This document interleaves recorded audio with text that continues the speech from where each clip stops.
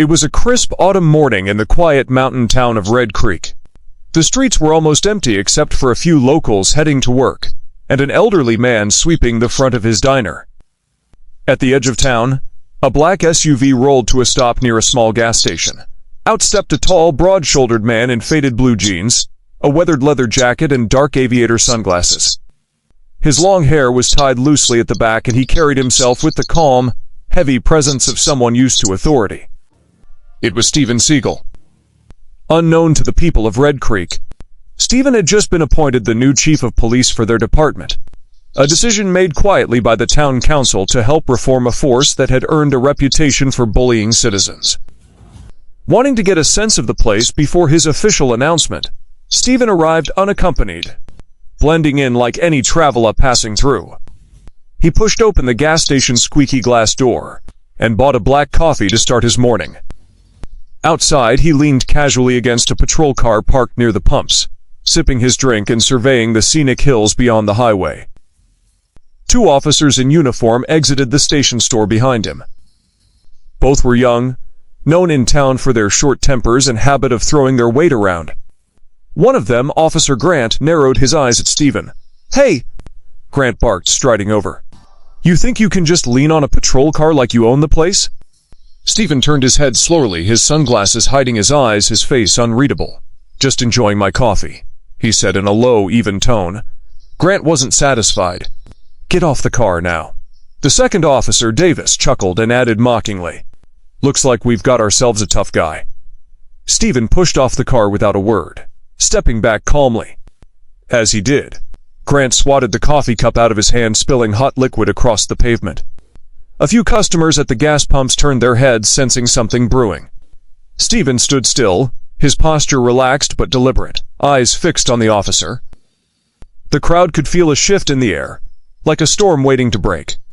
The coffee dripped from the patrol car's bumper, spreading across the pavement like a dark stain. Steven didn't flinch. He just watched the liquid pool at his boot, then slowly raised his eyes toward Officer Grant. The calmness in his gaze was almost unnerving, but Grant mistook it for weakness. "What's the matter, old man?" Grant sneered, stepping closer until he was inches from Steven's chest. "You deaf? I told you to stay away from this car." Steven didn't move an inch. His deep voice was steady, almost quiet. "You've made your point. Now step back." The second officer, Davis, snorted and crossed his arms. "Listen to the way he talks, like he's somebody important." He laughed, trying to provoke a reaction, but Steven's face remained expressionless. His posture was relaxed, shoulders slightly forward, like a man at peace with himself. That composure seemed to irritate Grant even more. "You think you're tough, huh? I asked you a question." Grant shoved Steven's shoulder with an open palm, expecting to knock him back a step. Steven barely shifted. His boot stayed planted firmly on the asphalt. A few people at the gas pumps began whispering. One man pulled out his phone and started recording. A mother with her young son quickly guided him toward their car, sensing the situation could spiral. "Sir, there's no need for this," Steven said. His tone was neither fearful nor angry. "Just calm," the kind of calm that somehow makes tempers flare hotter. "I'm not here to cause trouble." Grant laughed bitterly. "Not here to cause trouble? You're loitering around a patrol car acting all high and mighty. Show me some ID, right now." Steven reached slowly into his jacket pocket. Davis's hand twitched toward his holster, thinking Steven might be reaching for something else. The tension thickened in the cool morning air. When Steven pulled out his wallet, he flipped it open and held it out. "Here you go." Grant snatched it from his hand, not even looking at it right away. "You better hope this is legit. I don't want to find out you're some drifter with fake papers." Steven didn't respond. He simply stood, his silence carrying an unspoken weight. Meanwhile, the crowd grew. A delivery driver parked his truck nearby and joined the handful of bystanders, forming a loose half-circle, whispering to each other about the confrontation. Grant flipped through the wallet, frowned, and tossed it back carelessly. "Nothing special, figures. You can't just hang around here. This is police property." Steven caught the wallet mid-air, calmly sliding it back into his pocket. "Officer," he said evenly, "the way you're treating me isn't right. I'd appreciate a little respect." That sentence seemed to ignite Grant's temper further. He stepped forward again, chest puffed out. "Respect is earned. You think you deserve it just by standing here with your sunglasses and your quiet voice?" At that moment, the bystanders started murmuring louder. One woman shook her head and said, "He didn't do anything. Why are they harassing him?" Another man muttered, "This is getting out of hand. Someone should call the station." Grant turned on the crowd. "Mind your own business, folks. This is police matter." Steven's expression didn't change, but there was a subtle shift. His jaw tightened ever so slightly. He spoke again in that calm but commanding tone. "You should be careful with your words. You don't know who you're talking to." Davis laughed at the remark, nudging Grant. "Hear that? He's one of those guys who thinks he's special. Maybe he's some retired mall cop." Grant chuckled along, emboldened by his partner's mockery. "Well, pal, in this town, we decide who's special." Just then, a car pulling up to the station slowed as the driver noticed the scene. The man inside rolled down his window, clearly recognizing Steven but saying nothing yet. He simply parked and stepped out, phone in hand, to start recording as well. The energy in the air shifted again. The crowd sensed there was more to this stranger than met the eye. Grant, oblivious, leaned in closer to Steven, lowering his voice but not his hostility. "Here's your last warning. Get off this property before I arrest you for trespassing and resisting an officer." Steven's head tilted slightly to the side. "You'd be making a mistake." The words weren't a threat, just a statement of fact. That quiet conviction unsettled a few of the bystanders, who were now openly whispering that they'd seen this man before. Davis folded his arms again. "Look at him, still trying to act calm. I say we haul him in and let the chief sort it out." Grant smirked at the idea. "Yeah, let's see what the boss thinks of you." Steven let out a slow breath, eyes never leaving the officer's face. "You'll find out soon enough." The scene had become a spectacle now.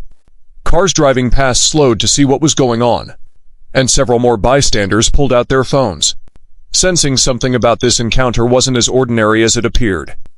At that moment, the tension reached a new peak, the kind where even the breeze seemed to pause, waiting for the next move.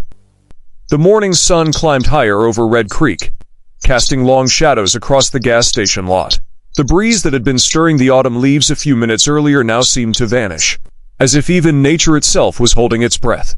The bystanders were quiet, too quiet, watching the standoff between the tall, calm stranger and the two officers who clearly thought they were in control. Grant shifted his weight from one foot to the other, his lips curling into a smirk. "You like testing my patience, eh?" he said, jabbing a finger at Steven's chest. "I told you to move along, but you just keep standing there like you own the place." Steven didn't budge. "I'm not here to cause trouble," he replied in a voice that was smooth and steady. The kind of voice that didn't need to be loud to command attention. That calmness gnawed at Grant like sandpaper against his pride. The officer's smirk faltered for a moment, then came back sharper. "You think you're too good to follow simple orders?" From behind the pump, a teenage boy whispered to his friend, "Why doesn't that guy just walk away?" His friend shook his head. "I don't know. But he doesn't look scared. He looks like, I don't know, like he's in control or something."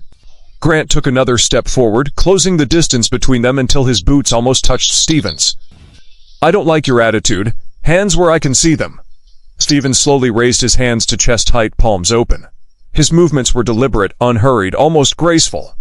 "There's no need for this," he said. Davis, leaning against the patrol car with his arms folded, chuckled darkly. "Yeah, listen to him, no need for this. You're the one standing here like a statue. Grant, just cuff him already." "I'm tired of his smart mouth." That suggestion seemed to light a spark in Grant's eyes. He reached for his cuffs. "Good idea." The crowd reacted with a soft ripple of alarm, whispers, a gasp from the woman standing near the door of the convenience store. "Is he under arrest?" someone asked. "Not yet," another voice answered. "But it looks like it's heading that way." Steven stayed rooted, his eyes fixed on Grant. He didn't resist, but there was a quiet warning in his tone when he spoke. "You're about to cross a line you'll regret." Grant barked a laugh, trying to hide the flicker of uncertainty he felt at those words. "Oh yeah? And why is that?" "Because," Steven said, his voice dropping just a shade lower, "you don't know who you're dealing with." The words hung in the cool morning air, heavy and electric. Grant reached for Steven's arm to spin him around for the cuffs, but before he could, Steven shifted his stance just slightly, almost imperceptibly, but enough that Grant hesitated. It wasn't resistance. It was presence. Something about the way the man moved made it clear he wasn't some helpless passerby. Davis noticed the hesitation and scoffed. "What's the hold-up, Grant? Scared of the old guy?" Grant gritted his teeth. "Not a chance." With that, he grabbed Steven's arm, gripping harder than necessary. From the crowd, the teenage boy whispered again, "I swear I've seen that guy somewhere before." "Movies, maybe?" "Maybe," the friend replied. "He moves like a fighter." The tension escalated further when Grant gave Steven a rough shove toward the hood of the patrol car. Steven's palms touched the metal, but instead of resisting or stumbling, he turned his head slowly to look over his shoulder at Grant. "That was your second mistake," he said quietly. Grant snorted. "Oh, please. What's the first one? Spilling your coffee?" "No," Steven replied, his gaze steady. "The first mistake was assuming I'd let you treat me like that." The exchange sent a visible shiver through the onlookers. They couldn't quite explain it, but something in the way Steven spoke, and his posture and his control, made them believe every word. A delivery driver, still recording, muttered under his breath, "This is about to get real." Davis, trying to play the tough guy, circled around to Steven's other side. "Grant, I think he's bluffing. Let's see what he's hiding." Grant grabbed for Steven's other arm, but this time Steven stepped forward just enough to free himself, without any sudden or aggressive motion. It was smooth, effortless, and somehow more intimidating than a shove would have been. "Last warning," Steven said. "Step back." Grant's face reddened. He hated feeling challenged, especially in front of a crowd that was now openly filming and murmuring their disapproval. "That's it," he shouted, reaching for his baton. The crowd collectively gasped, some even stepping backward. At that very moment, a man in a suit stepped out of a parked car near the edge of the lot. He stopped mid-stride, his eyes narrowing as he took in the scene. The look on his face said he recognized Steven immediately, though he didn't speak yet. Steven noticed him out of the corner of his eye, but kept his attention on the two officers. The tension had reached its boiling point. The baton half drawn, the crowd holding its breath, the stranger in the suit watching with recognition dawning in his eyes. The next few seconds would decide everything, whether this would end in violence or in revelation. For a moment, the entire gas station parking lot went silent. The baton in Officer Grant's grip hovered in the air, trembling slightly as if even he wasn't sure about his next move. Steven stood as still as a stone, broad shoulders squared, his calm eyes hidden behind the dark lenses of his aviator sunglasses. Then came the first whisper. From near the convenience store door, a teenage boy nudged his friend. "Dude, I swear I know that guy," he muttered, keeping his voice low but unable to take his eyes off the stranger standing in front of the two cops. His friend squinted. "Know him how?" The boy shrugged, nervous. I think I saw him in a movie once. My dad into those old-school action flicks. Doesn't he look like that martial arts actor? The one who never loses a fight?" The friend's brows furrowed as he tilted his head. "You mean Steven Seagal?" The boy nodded slowly. Yeah, that's the one. It can't be him though, right?" What would a movie star be doing here? Their quiet exchange didn't stay quiet for long. A woman in her 30s holding her phone out to record overheard them and frowned as she studied Steven's profile. Her eyes widened. "Oh my gosh," she whispered to herself. "I think they're right." Word began to spread like a ripple through the small crowd. People started murmuring, leaning toward one another with growing curiosity. Is it really him? No way, what would he be doing in Red Creek? Look at the way he's standing. It is him. Meanwhile, Grant and Davis remained oblivious, still locked in their standoff with Steven. "Hands on the hood," Grant barked again, though his voice wavered just slightly now, betraying his frustration at Steven's refusal to react with fear. Steven didn't budge. Instead, he replied in that low, even tone that had unsettled the officers since the beginning. "You've done enough. Put the baton away." That single sentence sent a fresh wave of whispers through the crowd. "He talks just like in the movies," one bystander whispered. "That voice. Oh man, it really is him," another replied.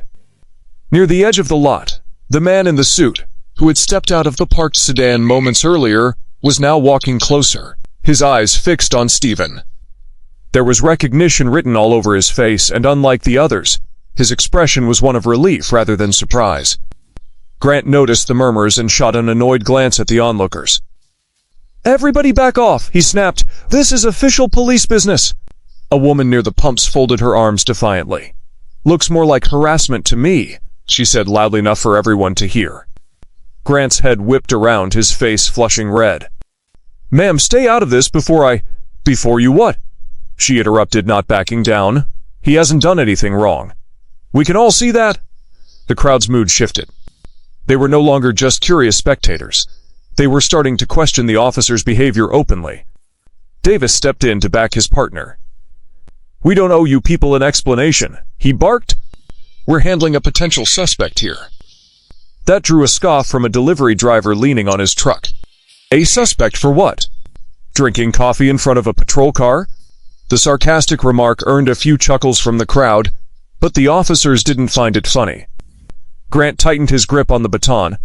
"Last warning," he hissed at Steven. "Do as I say or you'll regret it."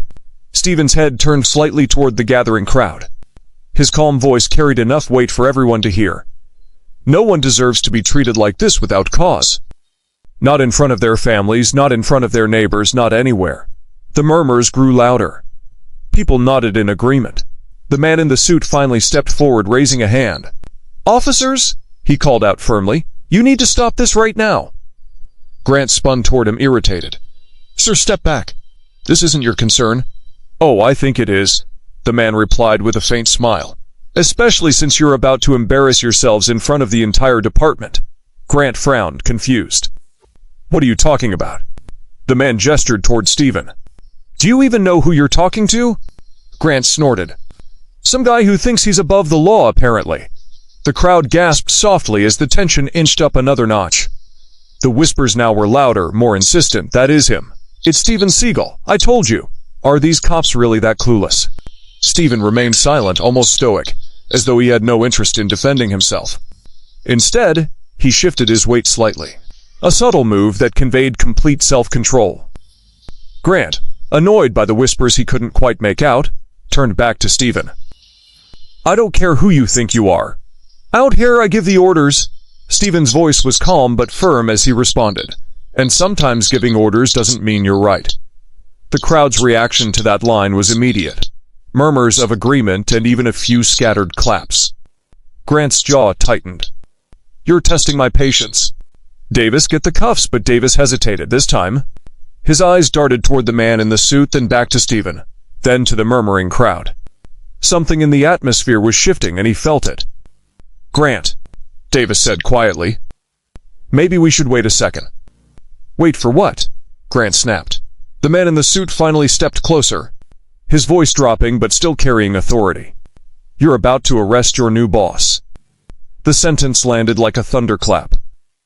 Gasps erupted from the crowd. Phones tilted forward to capture every reaction. Davis's eyes widened, his posture stiffening as he processed what he'd just heard. Grant blinked, momentarily thrown off balance. "What did you say?" The man smiled faintly. "I said, you're about to arrest the new chief of police." The whispers in the crowd turned into a buzz of astonished chatter. People exchanged wide-eyed looks, realizing the truth behind the calm stranger's presence. Steven remained quiet, watching the officers with that same steady gaze. He hadn't said a word to confirm or deny it. Yet. The revelation was out now, hanging in the crisp air, and the next move belonged to the two officers who suddenly found themselves standing on very thin ice. The gas station lot felt frozen in time. The murmurs of the crowd still buzzed in the background. But Grant's ears rang with the stranger's words. "You're about to arrest your new boss." Grant blinked twice, trying to shake off the uneasy feeling crawling up his spine. His baton wavered in his grip. "New boss? That's some kind of joke, right?" he asked, though his voice lacked the confidence it had moments ago. The man in the suit, Deputy Mayor Collins, folded his arms, his expression calm but cutting. "It's no joke, officer. I was on my way to the station to meet your new chief. Imagine my surprise finding him being manhandled in a parking lot by his own men." The revelation landed like a sledgehammer on the two officers. Davis shifted his weight, his shoulders stiffening as the pieces began to click into place. His eyes darted back to Steven, searching for confirmation. Steven still hadn't moved. He stood tall, composed as ever, a faint breeze lifting the edge of his leather jacket. Then, without a word, he slipped a hand into his jacket and pulled out a black leather badge holder. With a flick of his wrist, it opened, revealing the gleaming silver badge of the Red Creek Police Department's new chief of police. The crowd gasped audibly. Phones zoomed in, recording every detail. Grant's smirk vanished entirely. Steven's deep voice broke the silence, steady and commanding yet never raised. "Officer Grant, Officer Davis, you wear that badge to protect the people of this town, not to intimidate them. Respect isn't a privilege you hand out to the people you like. It's the foundation of your duty." Grant's face flushed a deep red. "Chief, he stammered, but Steven raised a hand, slightly silencing him. "You slapped a stranger. You shoved him. You humiliated him in front of the people you swore to serve," Steven continued, his tone even, almost measured, like a teacher laying out a lesson. "That stranger turned out to be your superior officer, but that's not the point. The real problem is that you treated any man that way." The crowd grew quiet, hanging on every word. Even the distant hum of traffic seemed to fade beneath Steven's calm reprimand. Davis lowered his gaze, shame creeping across his face. Grant, however, shifted uncomfortably, still trying to salvage some dignity. "Chief Seagal," he started, his voice rough with regret. We didn't know. You thought wrong." Steven interrupted sharply, his words like the snap of a whip. "You saw a man you didn't recognize and you decided he didn't deserve respect. That ends today." The delivery driver near his truck nodded approvingly, muttering to the person beside him, "That's the kind of leader we need." Steven turned slightly toward the crowd as if speaking to everyone now. "This badge," he said, lifting his own for all to see, "means we uphold the law without bias. We're not here to look down on people. We're here to protect them, whether they're wearing a suit, a uniform, or old jeans and a leather jacket like me." There was a pause. Then a ripple of applause began at the edge of the crowd, hesitant at first, but quickly growing stronger. Steven looked back at the two officers. "You have a chance to learn from this," he said, his voice softening just a fraction. "Being an officer isn't about being the toughest guy in the room. It's about being the calmest, the fairest, the one who stands between harm and the people who can't protect themselves." Grant swallowed hard, the weight of Steven's words sinking in. He slowly lowered the baton to his side, his posture no longer aggressive. "Chief, I'm sorry," he said quietly. Steven didn't nod, didn't smile. He simply held Grant's gaze for a long, silent moment before answering. "Don't apologize to me. Apologize to them." He gestured to the crowd. Grant turned toward the onlookers, his voice low but audible. "I'm sorry for how I acted. That was wrong." A few bystanders murmured their approval. Others simply nodded. Steven faced the officers again, his expression neutral but his tone softer now. "You'll both report to my office after your shift. We'll discuss training. Mandatory training on how to handle situations without turning them into confrontations. I expect better from both of you." Davis nodded quickly. "Yes, Chief." Grant echoed him, quieter. "Understood." Steven stepped closer, lowering his voice just enough for only the two officers to hear. "You're lucky today didn't go differently. Remember that." Both men nodded, visibly humbled. Straightening up, Steven addressed the crowd one last time. "Go about your day, folks. Thank you for standing by and keeping this peaceful. We all have a role in keeping this town safe, and that includes holding each other accountable." A burst of applause followed his words, louder this time, as phones captured his calm authority. Some in the crowd even cheered, impressed by how he'd handled the situation without raising his voice or losing his composure. As Steven walked past the two officers toward the deputy mayor's car, the man in the suit offered a small smile. "Quite the first day on the job, Chief." Steven's lips curved into the faintest of smiles. "Let's just hope the rest of the week is quieter." The tension that had once gripped the parking lot now felt lifted, replaced by a hum of conversation and a renewed sense of respect for the man who had stood tall without needing to throw a single punch. The autumn sun had begun to dip behind the tall pines that lined the highway, casting long, amber streaks across the gas station lot. The scene that had started as an ordinary morning scuffle had turned into something else entirely. A quiet lesson in dignity and authority. But for Grant and Davis, the weight of humiliation was only beginning to settle. They stood rigid by their patrol car, their uniforms still neat but their confidence stripped away. The crowd lingered in clusters, whispering, their phones still recording as if they sensed the story wasn't quite over. Steven Seagal, the newly revealed police chief, remained calm and unshaken. He stood near the deputy mayor's car, speaking quietly with Collins while keeping a watchful eye on the two officers. His presence alone felt heavier than any shouted order. Collins broke the silence first. "Steven, I'll be honest with you. I'd heard about discipline issues with these two, but I didn't realize it had gotten this bad. You handled that better than anyone else could have. The town council made the right choice bringing you in." Steven gave a slow nod. "We can't fix the culture of a department overnight," he said in his low, deliberate tone. "But we can start by holding the right people accountable." A soft murmur swept through the bystanders. A woman in a denim jacket who'd recorded the entire encounter stepped forward hesitantly. "Excuse me, Chief.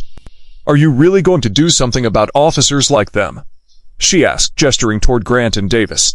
Steven turned to her with that same calm composure. "Ma'am, everyone deserves a chance to do better, if they're willing to learn. But respect is not optional for anyone wearing this badge. Today was their warning. From now on there will be consequences." The woman smiled faintly, reassured, and stepped back into the crowd. Grant shifted uneasily, glancing at Davis. "Chief," he finally said, clearing his throat. I know I messed up. I don't want people thinking all we do is abuse our authority. I can do better." Davis nodded quickly. "Me too. I shouldn't have gone along with it." Steven walked toward them, his boots crunching lightly on the gravel. When he stopped a few feet away, the silence was so profound that even the distant hum of the highway seemed muted. "Grant, Davis," he began, his voice steady but carrying across the entire lot. "Today you got lucky. You confronted a man who could stand up for himself and chose not to press charges. If it had been someone else, an ordinary citizen without a voice or an audience, this could have gone a very different way. You'd be looking at lawsuits, or worse." The officers lowered their eyes. Steven continued, "I don't expect perfection, but I expect discipline. I expect respect. You want to be trusted by the people you serve? Start by treating them like people, not suspects." A man in the crowd, an older mechanic named Earl, called out, "About time someone said that." A ripple of agreement followed, and the applause began again, louder this time. Grant's shoulders slumped. "Chief, I'm sorry. I'll take whatever punishment you see fit." Steven nodded slightly, the faintest acknowledgement of the apology. "You'll be reassigned to community service for the next 2 weeks," he said. "You'll work alongside the very people you've been sworn to protect. You'll look them in the eye and see them as neighbors, not just names on reports." Grant nodded silently, humbled. Turning to Davis, Steven added, "You'll join him, and both of you will attend a mandatory workshop on de-escalation tactics. You need to understand that your badge is a responsibility, not a weapon." The decision drew murmurs of approval from the crowd. A teenager near the back whispered to his friend, "Man, that's better than just firing them. Makes them earn the respect back." Steven glanced at the onlookers. "Justice isn't just about punishment," he said, addressing everyone. "It's about making things right and giving people a chance to do better. But those chances aren't endless. Next time it won't be a lesson, it'll be a termination." The crowd cheered, some even clapping him on the shoulder as he passed. Grant's voice cracked slightly as he said, "Thank you for not throwing us off the force. Chief, we'll do better." Steven studied both men for a moment, his face unreadable, then replied simply, "We'll see." As the crowd began to disperse, a local news van pulled up. Tipped off by the flurry of social media posts already circulating, a reporter hopped out, mic in hand, eager to capture what had unfolded. "Chief Seagal," she called. "Word is spreading fast about what happened here. Any statement for the public?"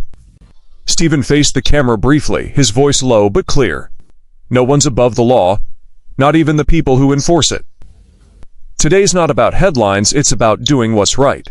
The reporter smiled, clearly impressed by the soundbite, and turned to interview some of the bystanders. Meanwhile, Collins leaned towards Steven with a half-smile. "Looks like your first day's going viral already." Steven chuckled softly, barely audible. "I didn't take this job for the fame," he said. "But if the story helps rebuild trust between the police and the people, then maybe it's worth it." Grant and Davis remained near their patrol car, quieter than they'd been all day. They exchanged a look, one of silent understanding that this incident had changed how they'd approach their jobs from now on. As the last of the crowd trickled away, the gas station lot fell into a calm evening hush. The incident that began as an abuse of power had transformed into a turning point for the entire department. For Steven, it was just the start of a long road ahead. By the next morning, the quiet town of Red Creek was anything but quiet. Overnight, the cell phone videos taken at the gas station had spread like wildfire across social media. Hashtags like Steven Seagal, Respect the Badge, and Justice in Red Creek were trending nationwide. Clips of the confrontation, Grant slapping Steven's coffee to the ground, the dramatic reveal of Steven's badge and his calm yet powerful speech, were replayed again and again on news channels. Commentators praised Steven for keeping his composure under pressure, while others lauded the way he turned a potentially explosive incident into a teachable moment for the entire department. For Grant and Favis, the spotlight was far less flattering. Their faces were plastered all over the internet as examples of poor policing, and their inboxes were flooded with criticism. Both men stayed mostly off social media, ashamed but also determined to prove they could change. At the station, Steven arrived early, his presence already setting a new tone. The atmosphere among the officers was noticeably different, quieter, more serious. A few of the senior officers who'd been skeptical of the town council's choice for chief now regarded him with something like respect. Grant and Davis reported to his office on time, looking far less cocky than they had the day before. Grant was the first to speak. "Chief," he began, his voice low and sincere, "I know I embarrassed myself, the department, and the town. I deserve whatever's coming." Steven leaned back in his chair, hands folded. "You embarrassed the badge," he said evenly. "But yesterday you also took responsibility. That's a start." He outlined their reassignment: community service, public apologies, and mandatory de-escalation workshops. Grant and Davis nodded, fully aware they were being given a chance most chiefs wouldn't have offered. Meanwhile, in the town's diner, locals watched the news on a mounted TV. The elderly owner, who'd seen the incident unfold live the day before, said with a chuckle, "Never thought I'd see the day when a Hollywood star schools our own cops on respect." Outside, a group of teenagers held up their phones, showing each other clips of Steven's speech. "This is the kind of cop I'd want in my town," one of them said as others nodded in agreement. Later that day, the deputy mayor held a brief press conference outside the station. Flanked by Steven on one side and a few senior officers on the other, he addressed the crowd of reporters. "We want to reassure the people of Red Creek that the department is committed to rebuilding trust," Collins announced. "Yesterday's incident, while unfortunate, has highlighted the importance of accountability within our force. Chief Seagal's leadership has already made a difference." When Steven stepped up to the podium, cameras flashed in rapid bursts. His words were simple but firm. "Uniforms don't make us better than anyone else. They make us responsible for everyone else. My promise to this town is that we will serve with fairness, humility, and respect for all people, no exceptions." The statement struck a chord, sparking another wave of applause from the small crowd gathered outside the station. Reporters asked about Grant and Davis's future. Steven didn't dodge the question. "They're staying on for now. I believe in second chances, but not third. They'll have to earn back the trust they've lost." As the press conference wrapped up, the videos continued to rack up millions of views online. Across the country, people shared the story as an example of how leadership and respect could diffuse even the most tense situations. By evening, Steven sat alone in his new office, the sun casting warm stripes across his desk. A faint knock at the door interrupted his thoughts. It was Davis carrying a stack of paperwork. "Chief," Davis said awkwardly, "just wanted to say, I'm glad you're in charge. Yesterday opened my eyes. I'll do better." Steven studied the younger officer for a moment, then gave a slight nod. "Good. Prove it every day you wear that badge." As Davis left, Steven glanced at the framed photo of the town's police department hanging on the wall. The men and women in it looked back at him solemnly, as if acknowledging the weight of the work ahead. Outside, the town of Red Creek carried on. But there was a new energy in the air, a sense that things were changing for the better.